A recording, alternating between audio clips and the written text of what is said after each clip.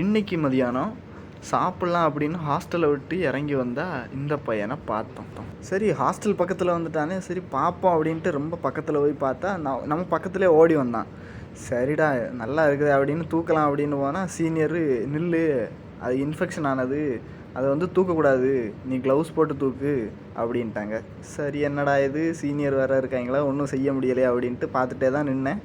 அப்புறம் சீனியர் போய் க்ளவுஸ் எல்லாம் எடுத்துகிட்டு வந்து அதை எடுத்து பார்த்தாங்க. இந்த நாய்க்குட்டி வந்து ஒரு 4-5 நாளைக்கு முன்னாடியே வந்து ரெஸ்க்யூ பண்ணது தான், எங்கள் சீனியரால் ரெஸ்க்யூ பண்ணது தான். முதல்ல எடுக்கும்போது அந்த கண் சைடு எல்லாமே ரொம்ப புழுவாக இருந்திருக்கு, ரொம்ப இதை அடிபட்டு போய் இருந்திருக்கு. ஸோ இப்போ வந்து ஒரு 5 நாளையில் நல்லா ஒரு மாதிரி ரெக்கவர் பண்ணி எடுத்திருக்காங்க. பையன் அங்கேருந்து தப்பிச்சு வந்திருக்கான். அதனால திரும்பியும் அங்கேயே கொண்டு போய் விட்டுறலாம் அப்படின்ட்டு நானும் சீனியரும் வந்து இன்னொரு சீனியர் கையில் கொண்டு போய் கொடுக்குறதுக்காக கொண்டு போயிட்டோம். அதுக்கு முன்னாடி பசிக்குமேன்னு